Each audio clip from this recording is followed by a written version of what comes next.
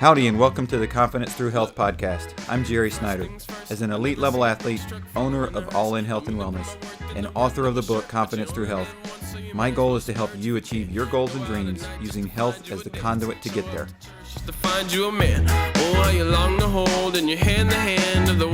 I want to say thank you to Social Media Cowboys for sponsoring this week's episode of the Confidence Through Health podcast.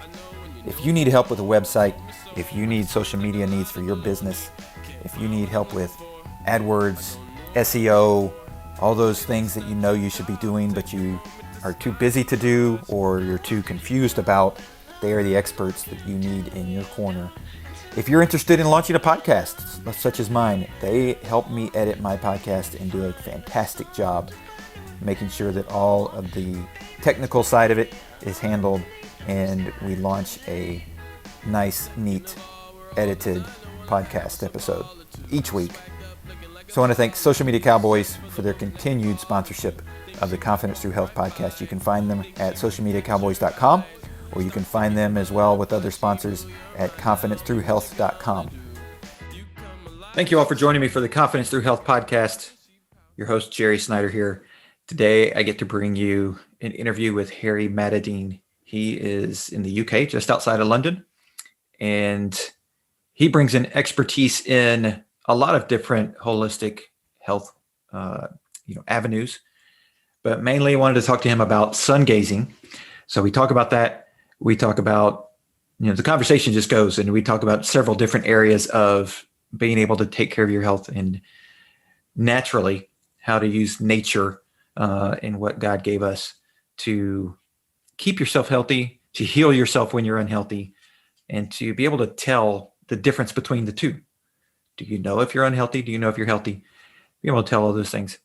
So we talk about those. He gives us a wealth of knowledge. It's a great conversation. I'm really excited about it. It's also the first time that I am doing this with an intention of putting it on YouTube. So episode 86, we're 86 episodes in to the Confidence Through Health podcast. So you can get this through any podcast avenue for the audio standpoint, but you can also watch us on YouTube to see the interaction live or in person, I should say. So without further ado, here is Harry Matadeen talking about all things health and sungazing. All right, so my guest Harry Matadeen is on the Confidence Through Health podcast. So thank you, Harry, for being on. Thank you, Jerry, for inviting me. I can't wait to share my story and journey with you. Yeah, I'm excited. Well, and for those of y'all that are listening, Harry is in the UK and I'm here in Texas, and we connected through Facebook and through a mutual friend that then connected us. I think, just how Facebook works, and you find out that you both have similarities in what you believe. And so I've been wanting to have Harry on for a while. But you were doing some things that actually had you off grid. So I'd love to talk about that too as we get into some things. But sure. Yeah. So, but before we get into what the main topic I want to talk about is sungazing. Is tell us a little bit about how your journey has got you where you are, like how you became interested in health and healing yourself. Okay. Try and keep it short because we were such long stories. So right. I'm like many people. I'm sure you're the same, Jerry. I got broken by the system. I got destroyed by the matrix in terms of depression and a lack of understanding, low confidence. I lost a lot of self-esteem. I got inside my head. I became really negative and dark. I actually hated people, and I had to go on a journey of rewiring my brain from this torture of a mental prison that I was living in that I just didn't want to be around, if I'm being honest, to a journey of first of all, emotional health, facing my fears, fixing my emotions. And that was a journey. It's never ending. It was a 6-year journey. And then I started getting into, because it's holistic, right? I started getting into physical health. And actually what woke me up into physical health was urine therapy, actually, which is another completely random, maybe triggering topic for people watching this. And then from urine therapy on Facebook, I engaged with a lot of people.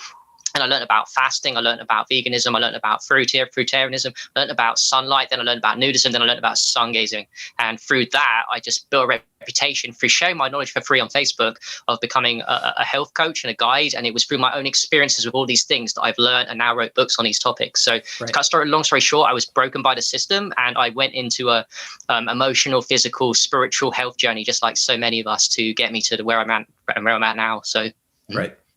Well, and it's really neat because I've got a body mechanic that works on me. He's not a chiropractor. He's more, it's a different format, but as an athlete, it's one of the things that I know as a runner, I'm pounding the streets and I'm getting all this stuff. Well, one day I was in there visiting with him, and he was like, "Hey, have you ever heard of this?" Because he knows that I'm in touch with a lot of different holistic health ways and healing ways. He's like, "Have you ever heard of this sun gazing thing? There's this guy that sun gazes. That he came across, and he couldn't remember his name, so I don't know if it may have been you, but that he came across, and he was like, the dude just wakes up and looks at the sun, and then like looks at the sun before he goes to bed, and he's healthy that way, and it's like it's healing him." He goes, "It's something to do with the pineal gland," and I was like, "Oh yeah, and I'd already met you through Facebook, so I knew a little bit about it, and haven't researched it obviously as much as you have, and that's why I wanted you to have you on, is because it is something that is, I think, appealing to people if they can find a way to get off of pharmaceuticals, and I've tried sun gazing, and it is something that I notice a definite difference on those days when I do that, or slightly after that, then on days today here, it's rainy, it's cloudy, and it's like, I can tell a difference in just my being, Right. So, yeah. So like, and I touched on a little bit, but what is sun gazing, and like, how does that actually work? Right. God. Sun gazing is the art of looking at the sun directly, which, by the way, is a huge lie that the Matrix has put there, I believe, on purpose to keep us unhealthy, because they tell us that looking at the sun is the most dangerous thing in the world. When actually the truth of, obviously, in this upside down world that we live in, is that if you look at the sun, even for a few seconds of the day, it seems to improve people's health. And obviously, the longest you look at the sun, the better. So their lie is that it damages the eyes, when the actual truth is it heals the eyes, restores vision. But if I'm being honest with you, Jerry, there's like 1,000,001 amazing benefits of sun gazing. You can just go anywhere with it. It's not just does one thing. It seems to do a lot of things for the body. So well, and of course, then the additional piece of that is if you're out looking at the sun, you're soaking in vitamin D, which if people didn't know that before COVID hit, now they all know, like, that vitamin D is so hugely important to your own body's ability to not just fight off viruses and boost your immune system, but just from a health standpoint, it's hugely beneficial. Yep, exactly. And in fact, the study showed that with the COVID, the vitamin D seems to reduce it significantly, because vitamin D is another wonder hormone that our body produces when interacting with the sunlight. And the best way is when you're looking at the sun, obviously your face is getting it. So I completely agree with that. One thing I'd like to say with the sun gazing is I'm big on breaking dogmas. So I know in the communities, there's people that seem to think you can only look at the sun at certain times, like sunrise and sunset. Now, these are the easiest times because the sun is less strong in the sky. However, it's not true. You can look at the sun in the middle of the day too, and work your way up slowly. Don't rush the process if it hurts your eyes too much. But just understand that I'm big on, you can look at the sun any time of day, whatever health you're at, build up slowly, be prepared for detox reactions if you're unhealthy. But just because you get a detoxification reaction, don't mistake that for being unhealthy. Just recognize that is the body healing itself, because sun gazing is so powerful. So, well, and that's a big key. And I know a lot of people, no matter what, whether it's sun gazing or another form of therapy, that they have that initial reaction where your body's detoxifying, and you think it initially, a lot of people go, "Oh, I'm allergic to that," because of the detoxification reaction, when instead you sort of have to, you got to push through that, right? Exactly. I mean, it's same with veganism, same with fasting, same with any of these things. You'll get a headache. I've heard cases of people getting headaches from sun gazing. I've heard cases of, I get sneezing sometimes, so I'm not perfect with my health either. Sometimes I get the sneezing thing. Also to recognize that the eyes have their own inbuilt protection mechanism. So you'll blink if it's too strong, the midday sun or the sunset sun for you, your eyes will blink or your eyes will water. It doesn't mean your eyes are ever going to be damaged from it. And like you said, Jerry, like, it just feels right when I look at the sun any time of the day. And by the way, I live in the UK, so there is hardly any sun. So that makes it more of a reason for me to look at the sun whenever it does break the clouds. So whenever I look at the sun, it just feels right. And we must go on intuition and what feels right. Does it feel amazing, first of all, to be naked in the summer outside? Yeah, it does. Or even just to be outside in the sun on a summer's day. But it also feels right to me, to my heart, to sun gaze any time of day, whether that be winter, sun, whenever it breaks the cloud. It feels right, let alone the logical reasons I've got in my head that we've all figured out in a community of why sun gazing is so amazing for the physical, emotional, spiritual health. So Well, and one of the points that I make with people is like, when you remember back when you're in grade school and that you would go through a winter time, and then all of a sudden in the springtime the sun would come out and everybody in the class would go like, can we have class outside? Can we go outside? Can we, you just want to be outside in the sun, right? And it's not that you were smarter when you were in the sunlight but it was just that it made you feel so much better. Yeah. It's so true. And you think about it, we have so much clouds here in the UK, but when it does break, I literally, we have days when it's just so cloudy and my mood, I'm healthy, but even my mood gets affected by the clouds being around, all things said. And then all of a sudden the sun breaks out, or there's just the sun there and your mood boosts up. Why is everyone happy in the sun? It's what you said. We are born to be free and to be outside in the sun. And of course, the ultimate way to get sun and medicine into your body system is through the eyes, because the eyes are the most important photoreceptor of light. Your skin absorbs light too. It's really important. Every other part of your body, but the eyes are the most important. So if you just look at the sun or look around it, if you're too scared and you want to try it slowly, you work with people where you're at, it just feels divine. The first thing I noticed of it that I knew was legit was my breath always slows down, like a lot. So it doesn't matter what rate I'm breathing at, my breath slows down. And I know from studying and just how it feels that the key to a long life is just, that breath calming down. That's why we do breath work, to slow it down. That's why we eat good foods, to slow the breath down. So sun gazing is huge at slowing the breath down and alkalizing the body from the acidic lifestyle that we often find ourselves living in. So Right. Well, and that you hit on a couple of pieces there that I love and I try and promote. I'm sure you've heard of Wim Hof with his breathing method, and so I try to promote that with people because it's when you're breathing shallow and you're stressed, and especially when you're overweight, your lungs don't fully expand, and so you're losing not just the full capability of the lungs, but the full oxygenation part of what's going through your blood and how that is affecting your brain and the other parts of your body. And so it does tend to compound in the bad way, when all those things are negative against you. And so so being outside and taking those deep breaths and slowing everything down, like you said, it's huge, I think, for your health. It's huge. And I often say to people, being outside in sunlight is breath work because it slows the breath down anyway. When you look at the sun, it slows the breath down even more. Now imagine if you did do breath work outside while sun gazing. Imagine if you did something as simple as, I don't know, arch your back, because even for me, my posture isn't great. When my back goes straight and I consciously arch it and I look at the sun, I feel divine because I'm getting all the oxygen to the brain from the arch. I've got the sun slowing my breath down. It's absolutely amazing. And you know what? We live in such a stressful state in our brains that one of my favorite reasons for sun gazing is it literally makes the brain more coherent. So we've got the brain waves of stress going on, the high betas. We've got stressful lives. We've got jobs we don't like, all this stuff. And what it does is it goes into the eyes and it slows the brain waves down. It goes from high beta to low beta to alpha brain waves. It makes this whole brain structure work. It seems to do a lot of things. If you're depressed, try sun gazing. If you don't feel good, you have a lack of energy, try sun gazing. If you feel great, try sun gazing because it just raises your vibration from whatever level you play it at. It really is good. And the other piece that you mentioned there was the alkaline in your body, and that's I think there's more and more research that's true that's coming out about your body's pH and about how disease works in a pH state, and that if you alkaline your body, you may still get exposed to diseases and COVID or whatever, but your body's going to fight it off. It can't live in that state, and so sun gazing helps with that.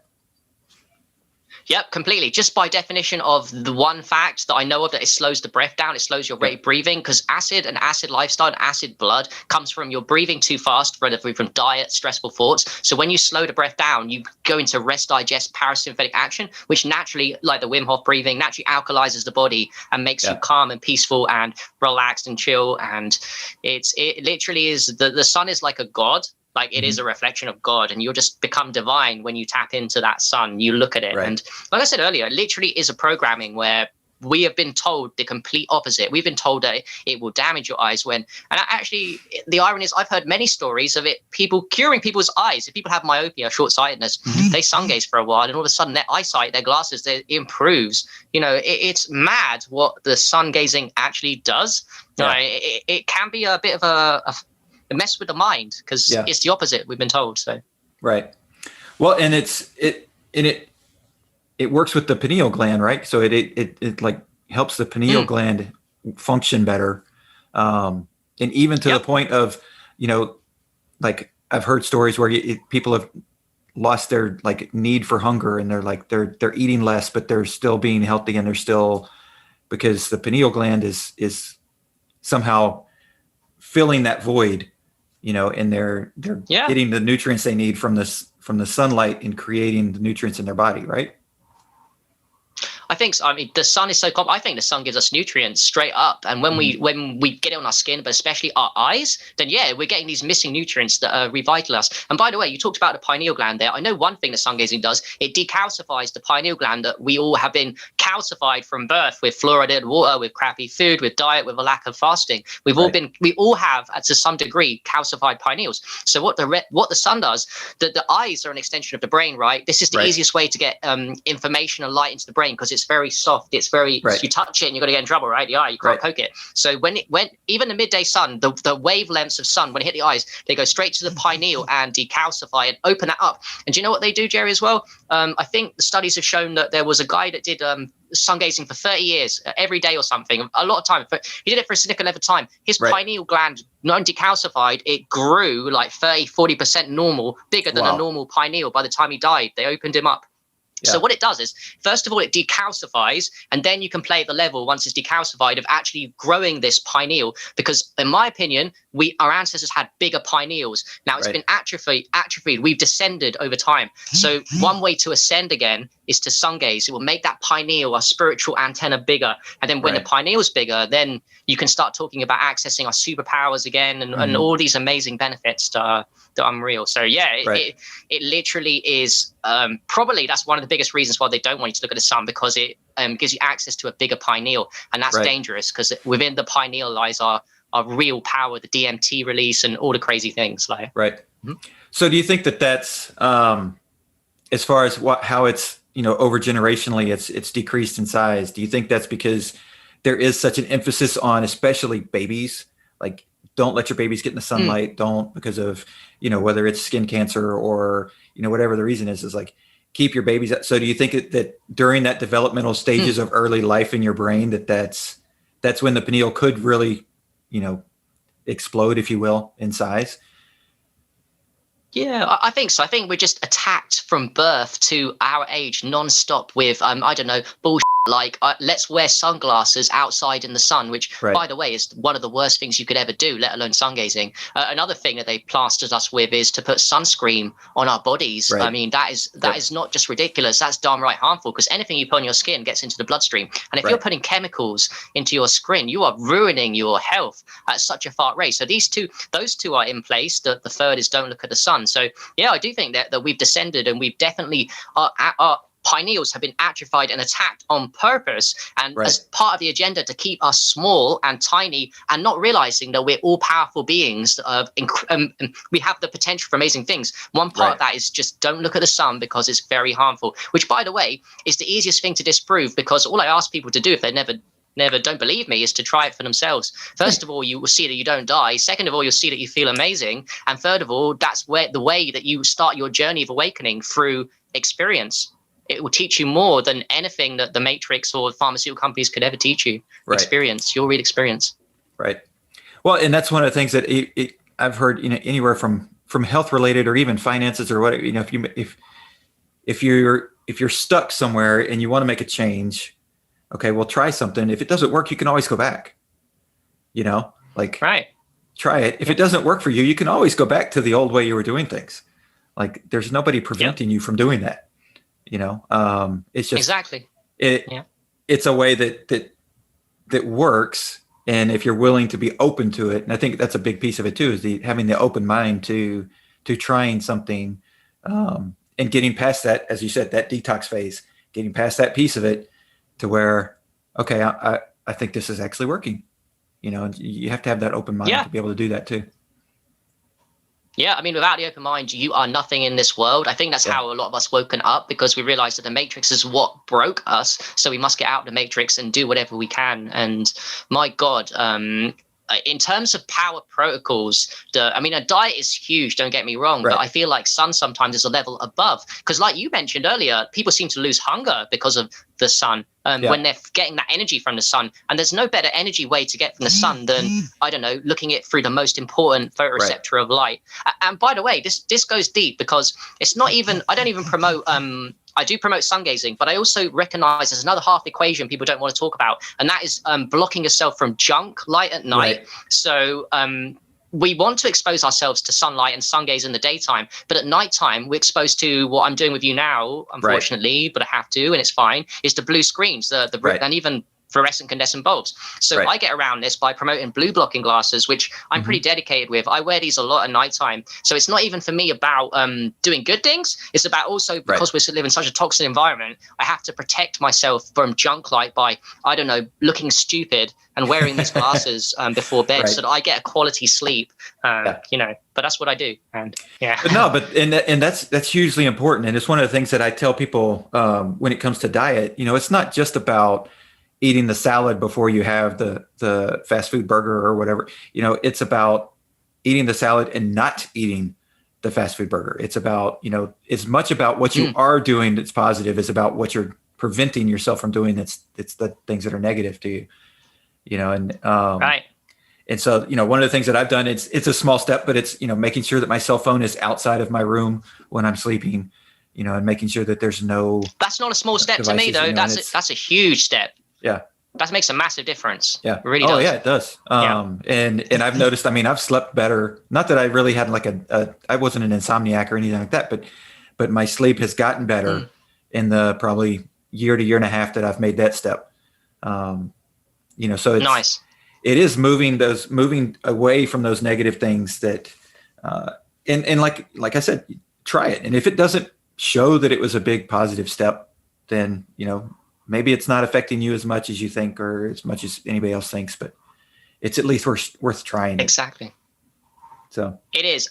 And tied in what you said about sleep and sun gazing, what I found with sun gazing and the research I've done too is that you want your eyes to be exposed to a really bright, I think it's the sun, is it called lumen, the amount of light the sun emits? I think it's in lumen, right? There's no more lumen ever than when you can never receive to your body and your eyes more lumen than when you sun gaze. So basically, if you get the maximal amount of sun and you sun gaze any time of day, and obviously the longer the better, but a couple of seconds is good too. You get the maximum lumen. What happens is at nighttime, when you go into the opposite, the darkness, you're supposed to surround it, it gives you a much better sleep. So people often applaud, including myself, that even a little bit of sun gazing during the day, and I think you said earlier, it seemed to improve your health. And I think one of the reasons why it would do that definitely is because of the sleep. It gives you a deeper sleep when you sun gaze. So it's all tied in. Think about that. Oh yeah. When you sun gaze during the day, you get benefits at nighttime. So you do get benefits long after you finish the process of sun gazing. That's how health works. You eat your diet, you eat a good diet, and many hours and days after you feel good. You fast.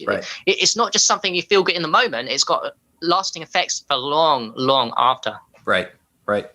Well, and so you mentioned fasting there, and you've talked about that before, and I know that you've researched that and done some work there.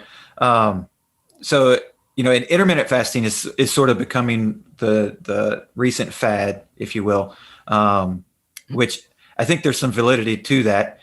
But talk a little bit about fasting. Like, how important is that, and why is that important? Right. Well, I've got a little thing that I read on Facebook, and I just made it my own in a way. I put a t-shirt on my t-shirts too. It's called "Fasting is the fastest way to health." Now, that doesn't mean it literally is, but I will tell you it is so powerful. And I'm glad that there's a movement going on, even with the mainstream of intermittent fasting, because I feel like that was how our ancestors thrived. Our ancestors may not have done long fasts, but they certainly did intermittent fasting, not through choice either. They were probably made to, because it wasn't like a shop where they could just go and buy some snacks all the time. They were made to do so. And you know what, Jerry? ties in with what you said about the body being all powerful. The body is all powerful, and you will realize this because when you don't eat for like, I don't know, as little as 14 hours, it's not a huge amount to ask, is it? To go 14, 16 hours a day, you can still eat as much you want in an 8-hour window. So you do the 14, 16-hour fast compared to what you usually do. You get such a massive amount of energy. People often find this. They get more energy when they're empty and fasting than they do when they eat again. And when they eat, they go, oh, my energy is gone because I've eaten too much. But when they're empty for 14, 16, 18 hours, they're like, whoosh. So again, we come back to experience. Intermittent fasting and building your hours up slowly for you, because by the way, it's not a race and a competition. Do it nice and slow. So if you're not used to fasting, please don't rush this, because you'll get detox reactions and you'll maybe put off by the process again. So you do a little bit, and you'll, with experience, you'll see that you'll start thinking, whoa, I am more energetic when I'm empty 15 hours into a fast than when I go and break it and eat loads of rubbish food. So fasting, again, it's one of those things that I love it, because it tells you, it gives me the references that my body is enough as it is. Sometimes my body doesn't really require food. I mean, diet is important, but sometimes my body requires nothing, and it can give me a lot. I just love it. And I think everyone if I wish one thing for the world, and this is for everyone in the matrix, the mainstream, I wish everyone was on like at least 14, 16 hours intermittent fast, despite their diet. Not going to judge them on diet. 14, 16 hours a week.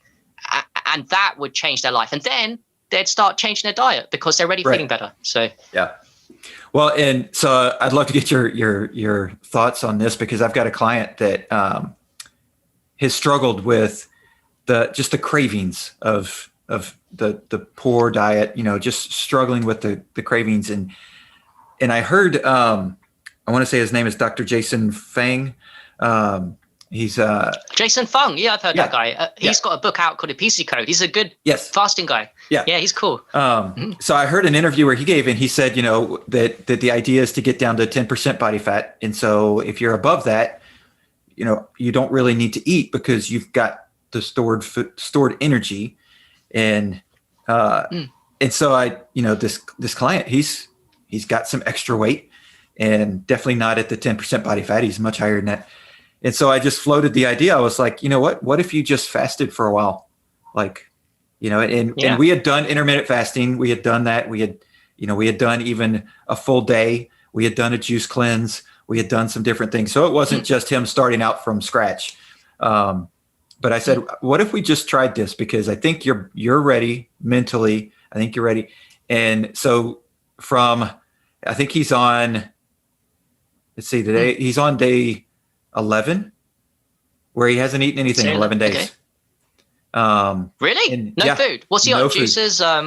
He's on tea. That's incredible. He's on tea and water, a little bit of coffee. And he's down. I mean, he's down a considerable amount of weight, which you would, imagine. Expect. But yeah. He went through 4 or 5 days of, rockiness, and he was, like, oh, I've got a headache. I said, let's expect that. That's normal. Drink some more water. You're gonna be all right. Get a little bit more sleep. You're gonna be all right. And he's getting vitamins. Of course, we're supplementing with vitamins. But after about day 5, he was like, headache's gone. I'm not even hungry.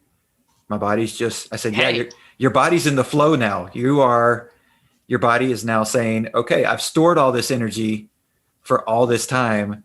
I guess now I'm going to use it.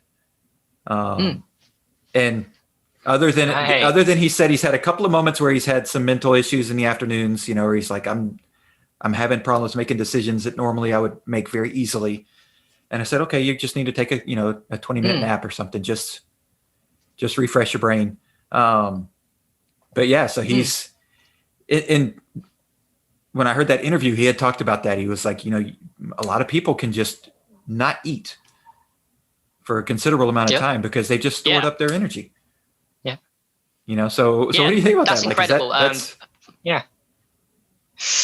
Jerry, that's incredible what you're doing with that guy. That's legit to me. I mean, I've heard that the world record, actually, it's not even I've heard, the world record for the longest fast officially is 260 something days. And that's from it was in the 70s from a really fat man. And that's why he did it possible, because he had so much body weight and he was supplemented with, I think it was on water, and he had nutrients, vitamins and minerals, but he didn't eat any food for that time. So I'm in agreement with you and Jason Fung that if you're big, you can handle more. But I find it interesting that your client suffered a few rough patches in the first few days, because this is really common. This ties back with the detoxification. So just to expand on that a little bit, all detoxification is you are toxins and poisons from deep within your body that you have never bothered to get rid of. You are now attempting to get rid of them at a very fast rate. So when you fast, like he did, they're going to rush out into the bloodstream. And when these toxins from deep within rush out into the bloodstream, you feel like, but people must recognize that isn't a sign that the medicine, the fasting, the sungazing isn't working. Right. It's a sign that your body is healing. So you must stick with a protocol. Yes, it sucks. I've been through detoxification myself at the beginning of my journey, diarrhea. I've had headaches from dry fasting, all kinds of things. But that's what makes us warriors. That's what makes you people worthy of cleansing the body. It's not a process. It's easy. Someone can tell you what to do, but they can't hold your hand. You have to go through a little bit of suffering and detoxification at the beginning if you want to cure yourself. Because if you don't, you got that choice. Or I don't mean to be mean, but if people don't go through these processes, the choices is these toxins will stay in the body. And guess what? They are going to cause cancer. They are going to cause serious diseases down the line. So it's got a choice. You make a choice. You go through the process like your client did. Well done to him, because look what happened after day 5. After, lots of energy, and he found it easy because at that point, all the toxins or majority of the toxins had come out the bloodstream, gone in the urine, the feces, the skin, come out, whatever. So it's really important for people to understand that you must stick with the processes and not muddle up detoxification. This is a huge problem in the communities we've got with a lot of people, and they'll blame it. They'll say fasting doesn't work. They'll say veganism doesn't work. They'll say sungazing makes me worse, urine therapy, distilled water, all these kind of processes. And it's just not true. You've got to stick with it. That's what makes me and you warriors. It's what makes people watch this warriors, sticking with the process. Yep. No, and it's getting past that point where and the worst thing you can do is start the process and you've got the toxins all flowing in your body and then stop, because now they're all going to go to a different spot and they're all going to get absorbed again. Yeah. And that's when you do find, like the cancers or the things that, because, we're all developing cancers every day. We all have cancerous cells every day. And if your body's working properly, you're going to get rid of them every day. But when you have those toxins that are blocking, pathways of elimination, then that's when it starts to blow up and become an issue. Right. And it's a fallacy here that people think that there's just because you're fat and obese that yes, if you're fat and obese, obviously you have a lot of toxins, but there's also a fallacy that just because you're thin like me, because I'll tell you something about me. I can't put on weight. I eat a lot. I'm just genetically from my dad. It doesn't mean I'm healthy. I wouldn't say I was healthy before because I've had loads of detox reactions from doing all these protocols. What happens is you can be thin and have loads of toxins because the body is so amazing. Your God-given body is so amazing that it can capture toxins in places you would never imagine and never see in this vessel. And like they will never show up in symptoms serious enough for a lot of people until it's too late. And this is another tragedy of life. So you think to yourself, oh, I felt fine at 50. I felt fine at 55. All of a sudden at 60, you drop dead. Why? Because the toxins were always there for such a long time, but you got to a point, there's like a point, a meter where the symptoms don't show up. And then by the time they do show up, sometimes it's too late and then you don't get a chance. So what I'm saying to people is you've got a choice with detoxification, with fasting, with all these therapies, with changing your diet to go through this process of removing these toxins. It's not pleasant. It never is, but you can ride it out. You have a choice, ride it out or die early, pretty much. We don't want people, we want people to thrive. That's why we're doing what we do. We want people to thrive, and you can. Yep. Well, and it's sort of like that example reminds me of like a car battery. And you go to start your car and it starts up every time, but then you go out there and it's dead, but it's not really truly completely dead. It's just doesn't have enough power to start the car, and it's sort of, it's sort of in opposite. So like you always have toxins, you've got them there. You just don't have enough to actually see the symptoms yet. Yeah. Yep. It's so true. Whilst you're talking now, I was thinking of one thing, the actual plan that people can do is to skip breakfast. I feel like we've been lied to, Jerry, about breakfast. I don't know your opinion of this. I'd love to know. Yep. I feel like the idea that breakfast is the most important meal of the day is one of the another of the biggest lies that we've encountered in this matrix. Because when I was younger, I was given Weetabix with cow's milk, pasteurized. And you know what? Even when I was young, I was like, why is this not giving me any energy? I felt really lazy for school after my mum and dad made me eat this Weetabix with cow's milk pasteurized. And I was like, I've been told this is supposed to give me energy for school, and it never bloody did. And I feel like just the whole idea of breakfast is a misnomer, and it doesn't give us energy because guess what?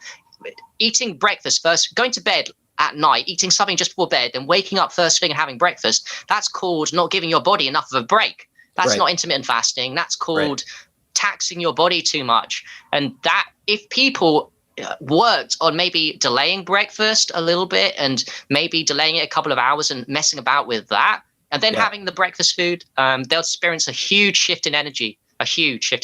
Yeah. No, I mean, my personal practice, what I do, because I'm an athlete, and so I'm running anywhere between 35 and 55 miles a week, 6 days a week. So I take one day off, but there are other, so I'm running 6 to 7 miles a day, every day. And I typically do it. I wake up, I take the kids to school, I come back and I go for my run. And then after my run, I wait about an hour, shower, clean up, all that kind of stuff. Then I eat. And that's my first time I eat in a day. And that's usually, anywhere between 9:30 and 10:30 in the morning. So it's more of a brunch. It's more of a mid-morning. It's not an immediate. Yeah. But I wake up at 5:00. So I'm up for a good 4 or 5 hours. Yeah. And I'm doing an hour of exercise before. Yes. And in my exercise. Doing this, Jerry. I mean, the mainstream. They tell you that the medical system would tell you you shouldn't do running on an empty tummy. Are you crazy? How are you getting the energy for this stuff? How are you doing this? Well, and it's knowing what you eat during the day, so that I've got the right vitamins, I've got the right minerals stored in my body. So when I go to run, I'm using the stored stuff, and that's one of the things I tell people when they're trying to lose weight, and especially those that get on this kick of, well, I'm going to do my protein shake or my energy shake right before I work out. And then, why am I not losing weight? I'm like, well, because the only thing you burned during your workout was what you consumed right before it. Well, you didn't burn any fat. You didn't burn anything off your body. You just burned what was in your belly. Yep. Yeah. And it's true. If people are going to do that, I'd always say that you can treat yourself with food and naughty foods after you've exercised, not before. Because also, like you said, I've always got the best exercise for myself when I'm on an emptier tummy. I've found this with yoga. My best yoga sessions are when I'm fasted. I sometimes do yoga after a couple of hours of eating, and I'm never as flexible. I'm never as happy as when I'm doing exercise on an empty tummy. I can get more out of the exercise. And then if you want to, then you can treat yourself to whatever you're going to do. But I mean, exercise is huge, by the way, in health as well. But then you want to be doing some kind of exercise, but then that ties in with the sun too, because people now can go outside and run. People can do exercise. It doesn't have to always be in a gym. Another thing, Jerry, I've never been to a gym in my life, and I do exercise every day. So I don't even feel like I need to. I mean, I respect people that do, and maybe in the future I would do that. But I'm just saying that there's many ways to exercise that don't involve paying money and going to a gym. Yeah. No, and that's one of the things that, I mean, even though, I am in a sunnier part of the world, all year round, like I get a lot of comments from people that maybe don't know me as well. And they'll see me and they're like, hey, do you do a tanning booth? And I'm like, no, I run every day. I'm outside in the sun and I run every day. And so that's why that's why I've got a nice tan. And I get really dark in the summertime, of course, when it's really, the sun's really close, but it's, and I know that's a huge benefit. That's a huge benefit of doing your workouts outside. Yep. And to touch base with that too, sometimes the mainstream will tell you that there's such thing. Burning skin and dark skin is not a good thing. Now, my findings, my experiences, and all the books I've read and all the information I've learned from people on Facebook is actually a true sign of health is what you've got, Jerry, and what I try to aspire to is to always have darker skin for you. It doesn't mean if you're brown, you're going to turn black. It doesn't mean if you're white, you're going to turn dark brown. It means that you can recognize in yourself, in your skin color, whether it's going a little paler or a little darker. Now, if your skin color, your face going a little paler, I don't want to be harsh here, but that means that you're just eating the wrong food. You're doing something wrong with your health. You're not getting enough sun, because the sun makes your skin dark, but so does your diet too. If you focus on the right foods, you focus on the right exercise and health, you can darken your skin. So that's a great point. You want to have a skin tan. You don't listen to the mainstream that tell you it's dangerous to have to darken skin. It's actually the opposite. And this goes deep, because in Asian culture, they actually aspire to the opposite. They actually want to be paleo. I think it's ridiculous. I don't know if you heard that, Jerry. The Asians the Indians want to be whiter skinned. This is this is unhealthy. I don't care about the aesthetic look of it. This is such a bizarre world that we live in some aspects. Well, and your skin is your number one protective barrier, and if you don't allow it to protect yourself by being harsh against it. One of the things that I started, I actually did it for probably 3 months before I even told my wife, because I wanted to see, is she going to notice something before I tell her? Like, because I stopped using soap in the shower, over 2 years ago now. And the only reason I can do that, and I think that I can do that and not have a stench, especially with the exercise that I do, I go in and I'm in the shower for literally a minute. I go in for a minute, I rinse off, and I'm out. Of course, I use deodorant doesn't have any metals in it or anything. But I don't stink. I don't have a stench. My wife didn't notice anything for 3 months. Like, it wasn't like, what's wrong with you? Are you forgetting to use soap or anything? But the reason I do that is because the abrasiveness and it's tearing your skin off, and it's taking away your protective layer. Yes.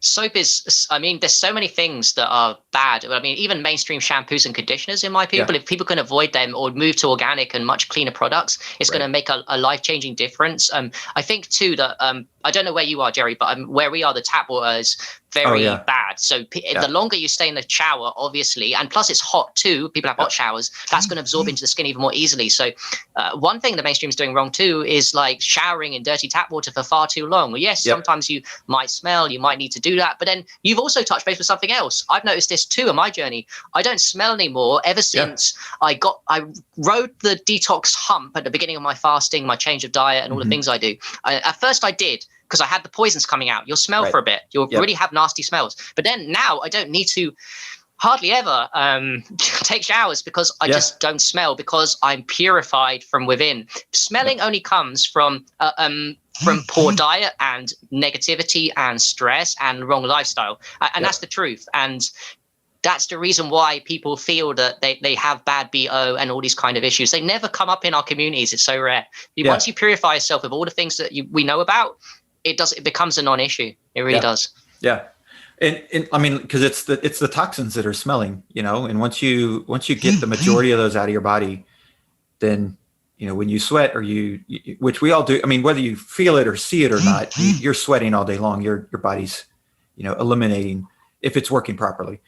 And so, not smelling is actually I think it's a really good sign, like you said, that you're healthy internally.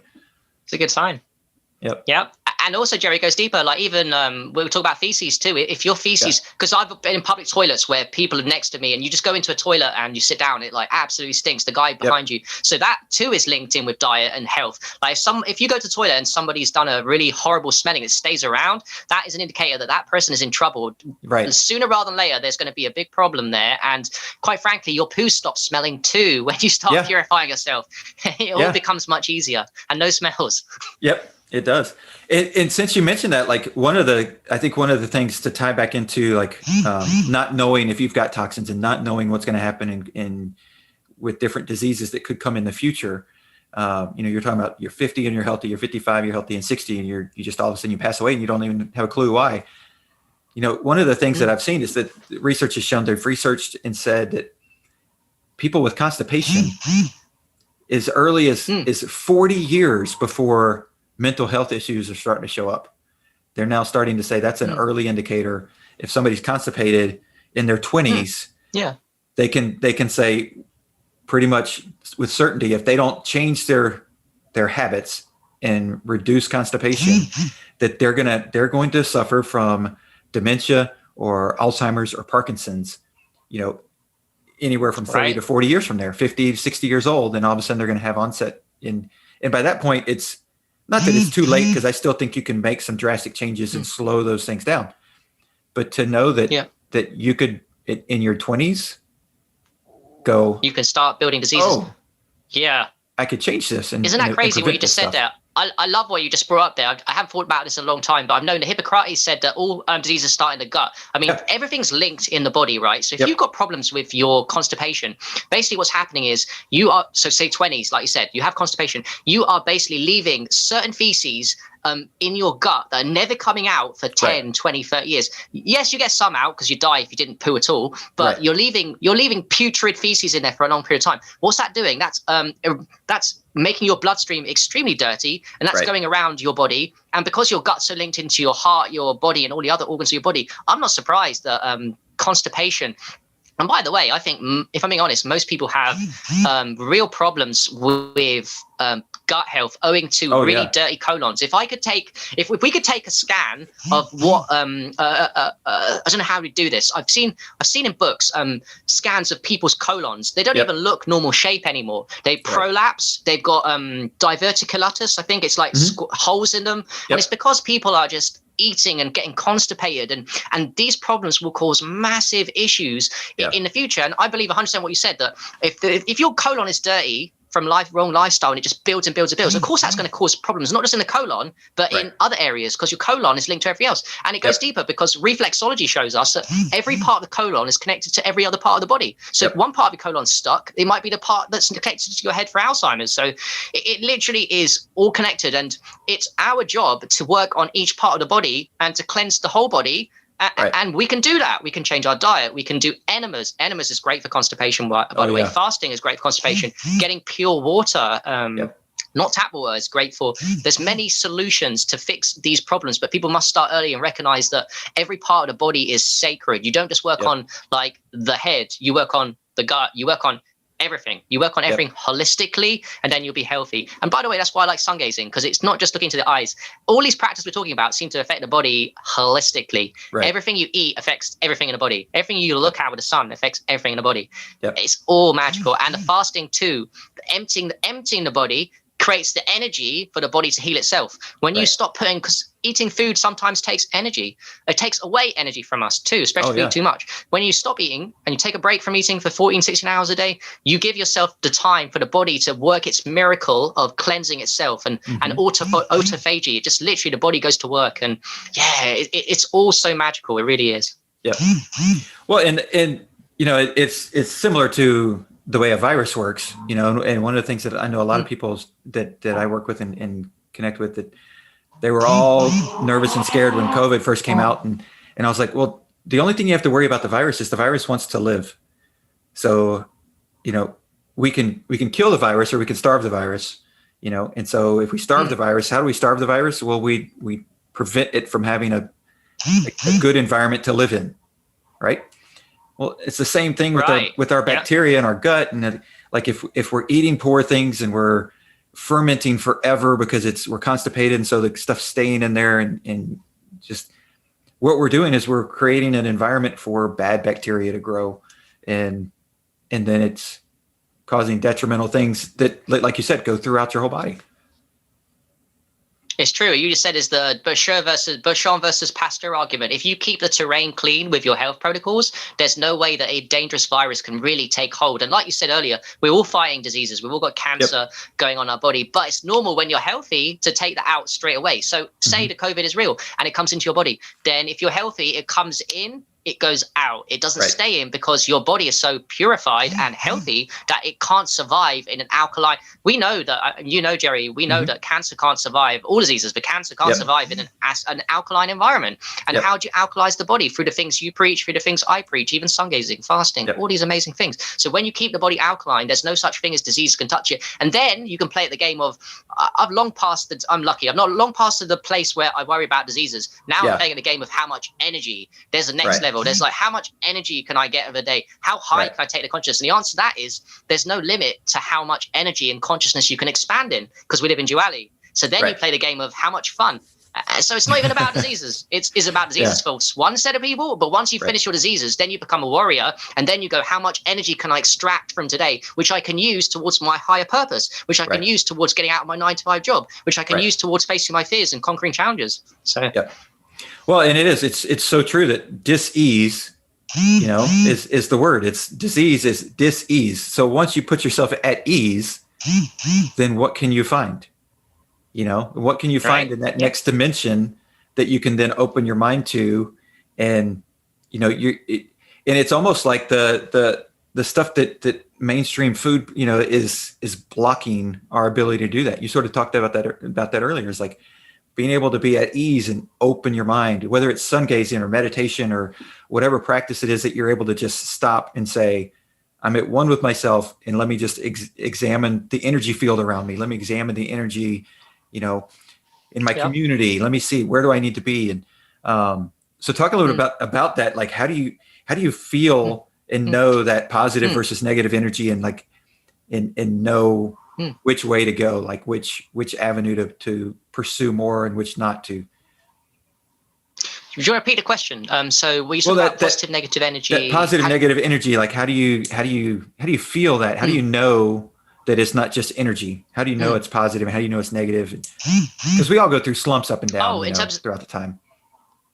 Right. So in terms of health protocols, when I feel like, for me, my best personality comes out. So I will connect dots much easier when I'm really healthy. I will feel more energetic. I will feel not stimulated, but just relaxed and chilled at the same time, as more confident and the best version of me. I know when I'm going through slumps and detoxification, because I get low, I start to get, I wouldn't say depression, but my version of depression. I get like a little bit of negativity coming in there. So I know what's good for me. And by the way, I just want to talk too a little bit about if people are struggling with changes in diet, then one thing I personally believe is that sometimes water and what you drink can overpower that stuff. So if you go to a higher source, because it's lighter than food is dense, but if you get your water source correct, if you get a real quality water, whatever you believe in water, whether you believe in I believe the Kangen is good. I believe these expensive machines, these water machines, often they work. But if you don't have a lot of money for expensive water machines that do work, why don't you try cheap distilled water? Why don't you even try rainwater? If you can change your water source and get quality water in, it's a great place to start, and then you can start changing your diet and all these things once you handle the water, because ultimately it's the water that cleans the bloodstream, and the bloodstream is what gets dirty from wrong food. So you could clean a wrong food diet with good water, and then you can start working on not poisoning yourself in the first place with a bad diet by changing your diet. So well, and water's, like you said, it's really great for toxins, but a quick story. I had a client that came out to me that she was a closet smoker. Like, nobody but her husband knew that she smoked. And she didn't even tell me that for like the first 2 or 3 sessions, 2 or 3 weeks of working with me as a health coach. But I just kept telling her, drink more water. You need to drink more water. You need to drink more water. Like, you've got to start flushing this stuff out of your system. So if you're thirsty, don't drink the soda, don't drink the coffee, don't drink the tea. Like, let's get as much water in as you can. And she said she cut her smoking by like almost 3/4 in 2 weeks. And I was like, that's odd. That I wasn't planning on that to happen. But, she said the reason is that the water made her taste the smoke. So she tasted it as she was smoking. And she was like, I can't stand the taste. I can't do that.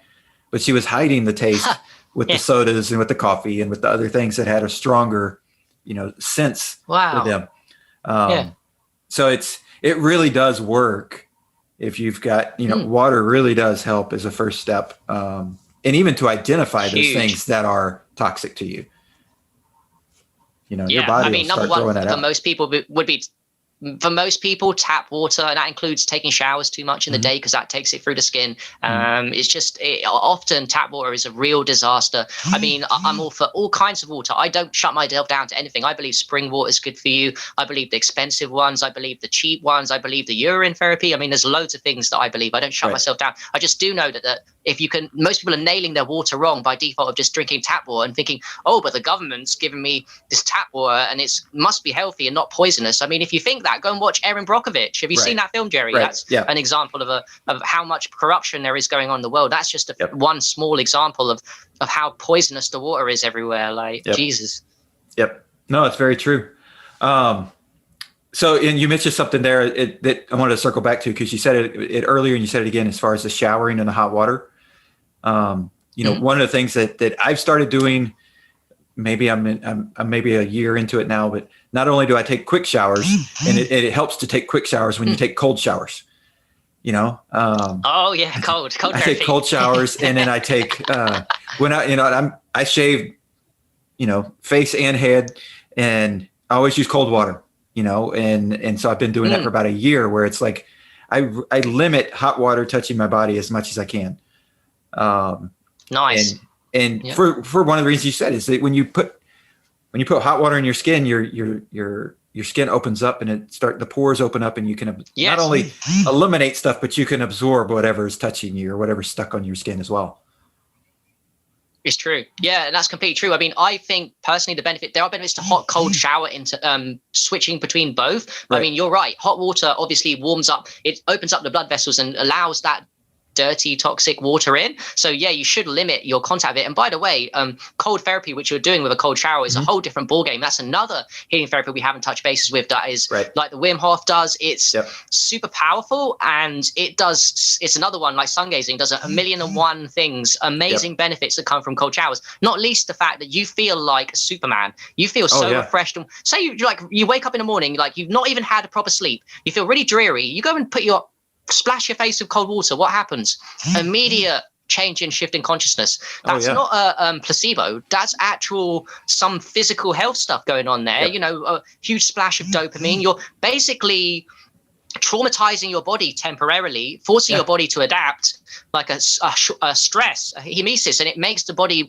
It uses the body's potential. So cold showers. My God, even I'm a wimp for that because I'm very thin. I shiver so easily. Yeah. In fact, I say that you can overdo it with the cold showers. I've had problems where I've just shivered too long. So don't rush that process either, guys. Don't be too extreme and think you can handle cold and ice baths for too long. But yeah, cold showers is an amazing. And do you know what I think as well, Jerry? Even if you're doing with tap water, my opinion is sometimes even if something's bad, the benefits outweigh the negatives. Therefore, you get more good from it than bad. I feel like intuitively, even if you were going to shower in dirty cold water for 5-10 minutes with cold, I feel like you're going to get way more benefits than the tap water going in your bloodstream because just the cold is so amazing. It's one of those. Yep. No, and I definitely, I mean, the way I started it was doing my normal shower that I used to do, and then the last 5 or 10 seconds, just turn the hot water off and let the cold water, and then turn the cold off. And so I definitely agree with you. It's like you got to start slow with that because it's a big shock to the system. To do that. So, but then if you can do that, it's also a good test of character and willpower. Because if you can do that, if you can force your body to do that, what else can you do in life? You can do anything. If you can force yourself to do something you really don't want to do, then you can go out there in the world and chase your dreams down easy because you've just taken a cold shower and your body's telling you that's freaking out in the moment you do it. And especially if you've never done it before, it freaks out. It's like, what are you doing? You're killing me. You're not. Well, and it's another thing that affects your breathing too, like because you immediately great point. Go to that that rush of breathing and like you're like oh my gosh, this is so cold. Or like jumping in a cold pool or a cold lake or something. It's like you get that rush where you feel like your lungs just completely collapsed because they're You get the rush. Great point. And then what happens is your breath. It's another one that super slows down the breath too. Like the longer you're in there for the cold, the more you will slow the breath down. And literally, if you guys want the key to health, I'll nail it in one sentence. You slow the breath down. However you do it, your health changes. Your conscious transforms. One way is cold therapy. One way is sungazing. One way is food. One way is fasting. One way is grounding, and all these magical things. Yep. Very true. No, and I definitely believe in grounding too. I mean, that's one of the things that I tell people is like, go out in your garden, go out in your, yard area, go to the beach, whatever it is, take your shoes off, sit, put your hands in the dirt. And the beach, the beach is even better because the beach gives you the negative ions. It gets you the pure air and the grounding and the sand. So you've got the double powwow with the beach. The beach is amazing. It really is a powerful therapy. Yep. Very true. So, tell me about, because I know you did some time off grid. So tell me about, how that was. Like, how was it to be completely away from all of this, electronic stuff? Well, I must confess, Jerry, I'm 33 and I've been living in my parents' house up to the point of this July when I decided to go off grid and take that risk. I was living in a very sheltered existence where I had my food taken care of for me. I had a room. I didn't have to pay rent. I was living just a sheltered life. And even despite the fact I was into health and doing all these amazing things. So I really got woken up when I took on this mission of off grid. I was given an opportunity by my best friend. It was two of us, an empty space of land, a lot of gardening to do, a lot of growing of fruit trees. And I got the most amazing experience of learning of true health. I became congruent with the health coach that I always knew I could be when I went off grid. Because that was what came me to realize that nature is what really heals us. I mean, we can be healthy within the matrix in houses, don't get me wrong, but the real lifestyle that I desire now is to be surrounded by trees, living in the mountains, surrounded off grid, like you said. So there's no EMFs. You get the best sleeps. You've got pure air from the mountains. The trees give you negative ions and fresh air. You've got no people around you, because sometimes people can bring you down. Even negative people everywhere, damaged, you know, people just can't help it sometimes. You can choose who you're surrounded by. So the off-grid lifestyle is, well, not even off-grid. I'd say in a countryside or a life away from the city, the urban jungle, is something that I feel like everyone watching this really should desire at some point in their life, because it brings you back in alignment with how to be happy. I found for me, I'm happiest when I'm living aligned with nature. I mean, that's my ultimate goal. And I loved it. I've done it for 5 months. I've just taken a break. I'm going to go back there in the spring. And yeah, it's just amazing. I was grounded. I was in the sunlight. I was working in the garden. One excuse to be in the sun all the time. I just have to do gardening and grow some plants. And I just get to ground and be kind of half naked. Yeah. You know, it's a beautiful life. Yeah. Well, and, you know, and I've read a lot of books on like mental stability and mental, you know, the mental health issues and the connection between obviously nutrition and all that, but a lot of them also talk about just, you know, getting out in nature. It can be one of the biggest, like just going for a walk, you know, in a wooded park can be one of the biggest, you know, holistic ways to heal mental health issues. You know, and it's so what it is. So true. Is it the negative ions? Is it, you know, like what do you think it was from your experience?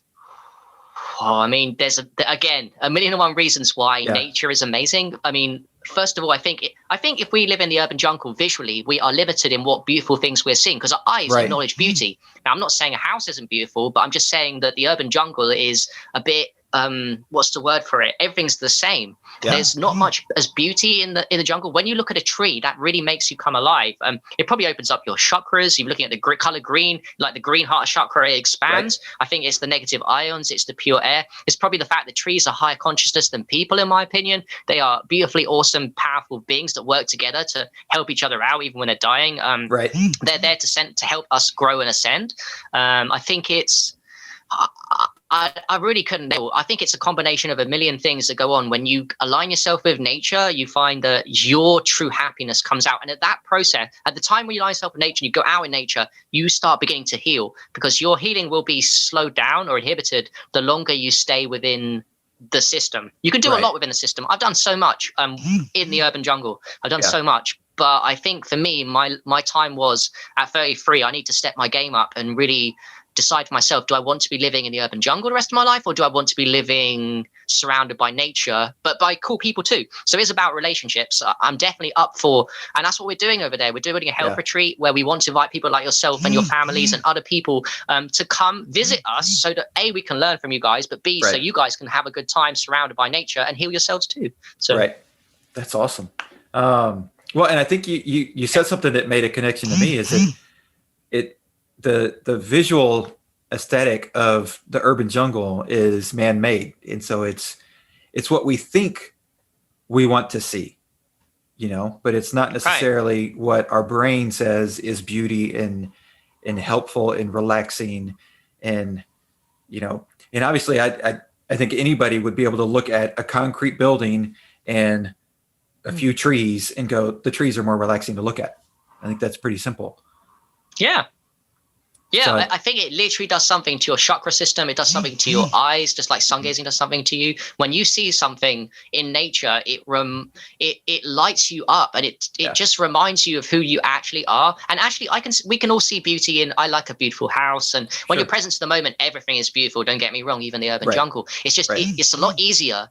It's a lot easier to be happy surrounded by, it's just the right environment to really go for full health level for your healing, to be surrounded by trees, to surrounded by nature.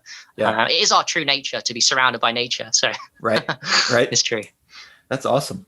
So so I want to wrap everything up a little bit. I mean, this has been great. It's been awesome, and I think it's going to be just a wealth of information for my viewers and listeners. But how can somebody, like, how can they get your books? How can they get a hold of, get in touch with you? Like, how can they connect with you if they wanted to? Oh, thanks, Jerry. So I'm on Facebook, although my Facebook friends list is kind of maxed. But my Instagram, you can add me on Instagram at Holistic Health with Harry. That is all one word. Also, cool. My YouTube is Holistic Health with Harry. And my books, if you typed in Harry Matadeen, which is my full name, you'll find I've got books on urine therapy, sunlight, sungazing, meditation. I'm working on a book on semen retention and growing your hair long. So I'm definitely always doing things. I've never stopped learning. I hope to carry on writing many more books and finishing this Portugal product. So if anyone does want to contact me, feel free to go on Instagram, YouTube, contact me there and buy my books, because my books are literally my condensed wisdom at a good price. And that's my entire brain download. I love books for that reason.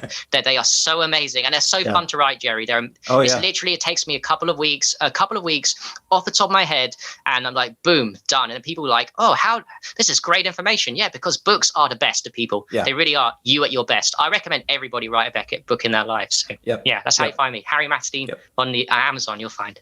Awesome. And speaking of books, like it's to me, it's something that I've started reading about 3.5 years ago. I really wasn't a reader until then. And it's amazing how much knowledge you can gain from reading a book. Yeah. Like, it's just amazing, whatever the topic is. As far as nonfiction, like it's whatever the topic is, it's amazing. Like somebody poured their heart and soul into this. And like you said, it's all their wisdom, in that subject matter. Yep. So it's well worth. You get the best. You get the best of someone, and and in this society, it makes you concentrate, because what's lacking in even myself is concentration. So when you sit down to a book, you are forced to concentrate, and that's a beautiful thing in this day and age. It really is to really be present to what you're seeing. Yep. So it is. Well, man, it has been awesome to have you on, and I look forward to connecting with you again in the future, having you on again. Jerry, thank you so much for having me, brother. And if you're up for it, I would love to return a favor and interview you for my own channels in the future. So next few weeks, it'd be fine. That'd be great. Thanks for checking out All in Health and Wellness, Confidence Through Health podcast. Our goal is to use health as a conduit to help you reach your goals in life. A little lighter than me. I'm about to black out. Her grip is getting tighter on me. I think I like it deep inside. I feel the fire in me. She like the milky, see the cream into the coffee in me. She got soul in her sway.